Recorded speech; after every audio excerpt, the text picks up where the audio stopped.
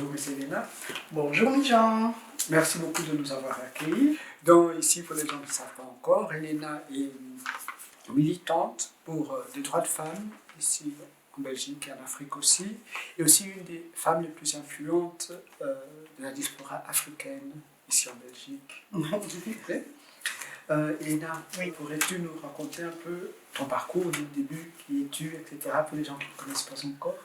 Oui, en fait, voilà, je m'appelle donc Elena Matundu et je suis née à Rome dans les années 60, voilà, car mes parents y étaient déjà en tant qu'étudiants puis diplomates.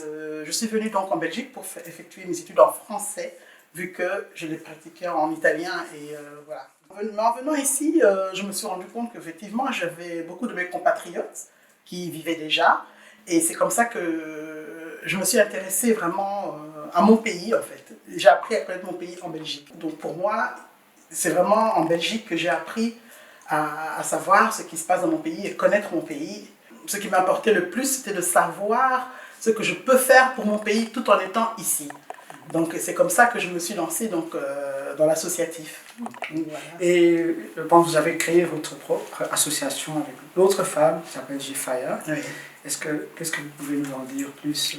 En fait, voilà, le groupement des femmes africaines inspirantes et actives, parce que depuis lors, on a changé d'un petit mot, parce qu'on s'appelait le groupement des femmes africaines intégrées et actives.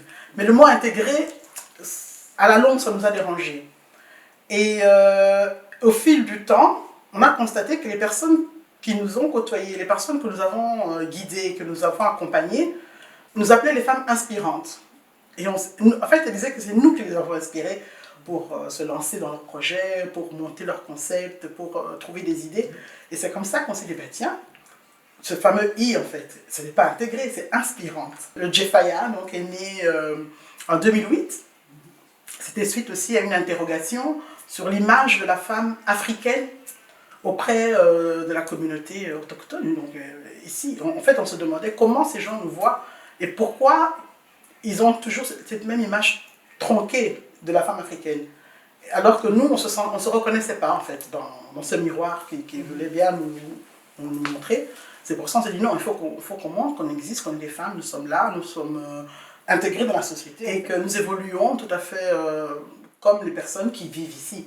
Au lieu d'avoir cette image toujours de la femme africaine qui est là pour préparer son foufou, ou quoi, traîner dans les quartiers chauds. Non, parce que moi je ne me reconnaissais pas du tout là-dedans. Oui, je pense qu'il y en a beaucoup. Alors, je pense avec l'association, c'était aussi une sorte de plateforme. Via l'association, nous avons créé une plateforme où les femmes afropreneuses, comme on dit en fait, les femmes entrepreneuses d'origine africaine, venaient s'exprimer ou présenter leurs projets, leurs concepts et venir trouver des partenaires, venir trouver des sponsors, venir trouver des accompagnements. Et c'est ça en fait qui a aussi fait un peu la renommée de GFIA, parce que nous, notre objectif, c'était que ces femmes puissent trouver leur place au sein de la société, trouver leur place et que les gens les voient aussi, parce que souvent on ne les voyait pas. Parce qu'on a trouvé des femmes qui faisaient des choses extraordinaires, mais on ne le savait pas. Et c'était aussi casser cette image. Voilà, exactement. Et vraiment, ça nous a beaucoup plu. Et on est fiers d'ailleurs du parcours de certaines qui ont fait des grandes choses. Il y en a même une qui se retrouve à Kinshasa, avec un poste ministériel. Donc, oui.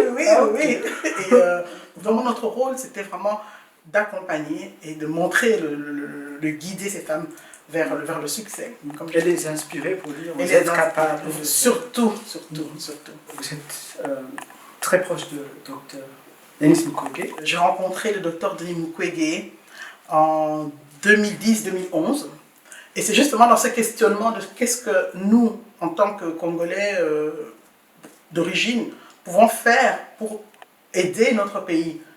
Et notamment, lui, dans son combat, qui était de réparer les femmes qui ont été violentées dans les zones de guerre, et son plaidoyer aussi pour que cessent ces exactions à l'est de la RDC.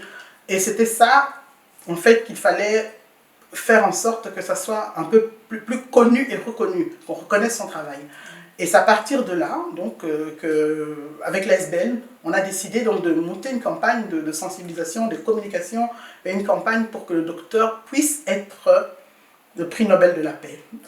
Tout est parti en fait d'un mémo que nous avions écrit pour que la Belgique puisse introduire sa candidature officiellement pour le prix Nobel de la paix. Tout est parti de ce mémo, et ce mémo, en fait, on l'a envoyé à d'autres institutions, dont le Parlement européen, dont l'université à Louvain-la-Neuve qui l'a fait au docteur honoris causa. Oui. Voilà. Et même jusqu'à Gand, ça Exactement. Donc voilà, le tout en fait c'était d'augmenter sa visibilité, et je pense que le prix Nobel de la paix c'était la plus grande vitrine qu'il pouvait avoir pour dénoncer ce qui se passe. Et même ici tout près, je pense, le 1er mars, vous serez là de nouveau. Voilà, en fait, après le prix Nobel de la paix, on s'est dit, on n'est jamais satisfait, ce n'est jamais assez en fait. Et le docteur Mukwege, il se fait qu'il est né le 1er mars, qui est le premier jour du mois de la femme. Donc, pour nous, c'était vraiment idéal. Et donc, on a déjà commencé les démarches pour que cette journée du 1er mars devienne un Mukwege Day, à l'instar du Mandela Day, oui. Le 18 juillet, le jour de son anniversaire aussi. Ah oui, ça. Oui, oui. Voilà. Donc, le 1er mars, nous avons commencé une démarche. Il y a une pétition qui circule sur change.org, et il y a une page Facebook aussi. Mais cette année, ce sera un peu particulier car son anniversaire va se fêter virtuellement, à partir des États-Unis, avec des stars américaines. Donc, il faut se connecter. Ah oui, il faut se connecter ce 1er mars. Allez voir déjà parce qu'il faut s'inscrire à l'avance. Et sur quel site ou quelle page? Le site de Panzi Foundation. Vous allez là, vous vous inscrivez, et voilà. Le but est de récolter des fonds pour aider toujours l'hôpital, parce qu'évidemment, en temps de crise pandémique, oui. Pour eux, c'est encore plus difficile. Hein. Ça, il faut le comprendre. Tout ça pour dire qu'à partir d'ici, on peut agir pour le Congo. Les gens peuvent s'associer. Moi, j'encourage même les gens à même créer des collectifs pour soutenir en fait le plaidoyer du docteur Mukwege. Parce que le plaidoyer du docteur Mukwege ne s'arrête pas seulement au fait que les exactions doivent s'arrêter. Lui, il est là, vraiment, il parle pour le bien-être du peuple congolais. C'est pourquoi il a parlé dernièrement du rapport mapping. Ce rapport mapping où sont transcrits tous les crimes qui ont été commis en RDC durant un laps de temps, mais qui n'a jamais été pris en compte. Donc, en fait, ce qu'il demande, c'est que toutes les personnes congolaises d'origine congolaise, tous les amis du Congo, s'approprient de ce rapport mapping pour qu'enfin, on puisse mettre en pratique les recommandations qui y sont et qui ont été faites par des experts de l'ONU. Mais voilà.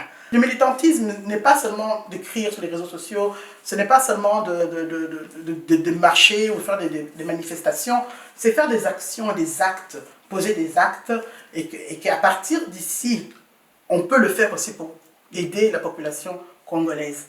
Parce que, mine de rien, nous, on a quand même plus de visibilité. Il faut le savoir, il faut comprendre. Donc, il faut l'utiliser. Aussi, une des trucs que j'admire, ou bien que d'autres admirent aussi en vous, c'est que pas seulement il n'y a pas seulement Dr Mukwege, mais vous inspirez aussi beaucoup d'autres Afro-Belges. J'aimerais que toutes les personnes puissent comprendre que nous avons cet avantage d'avoir une double culture. Par exemple, moi, certes, j'ai fait toutes mes études ici, et étant jeune, mon rêve, c'était de travailler aux institutions européennes. Et j'avais un objectif, et je l'ai réalisé. Voilà. Il faut croire, il faut avoir des rêves, il faut avoir des objectifs, et il faut tout faire pour y arriver. Et ça, c'est quelque chose, il ne faut pas avoir peur des obstacles en se disant « ouais, j'ai pas de bol, je suis africain, je suis noir ». Non, ces obstacles-là, ils existent que si nous, on veut bien les voir et qu'on les met en avant. Parce que moi, en tout cas, personnellement, je n'ai jamais eu ce problème au point de vue travail. Je dis souvent aux gens, je n'ai jamais été au chômage.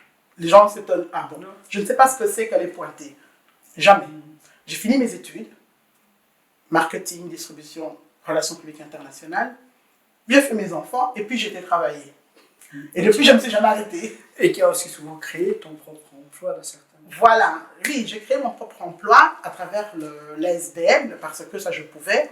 Donc, en fait, c'était surtout de faire de l'accompagnement faire de l'accompagnement de jeunes femmes de conseils en tout cas de jeunes femmes qui ont créé aussi leur concept, leur projet. Donc voilà. Et souvent on m'envoie des jeunes femmes et j'essaye de faire des connexions, de créer des connexions. Il se trouve que voilà, quand on a un portefeuille de connaissances ou de personnes, j'aime faire des connexions. Je dis voilà, toi tu vas travailler avec telle, ah oui, toi avec telle personne ça pourrait t'aider. Et c'est, en fait, c'est ça qu'on doit faire entre nous. Je pense que la communauté doit travailler comme ça. Parce que c'est comme ça que nous pouvons avancer, c'est comme ça qu'on peut enfin nous voir et dire ah oui, ils sont là.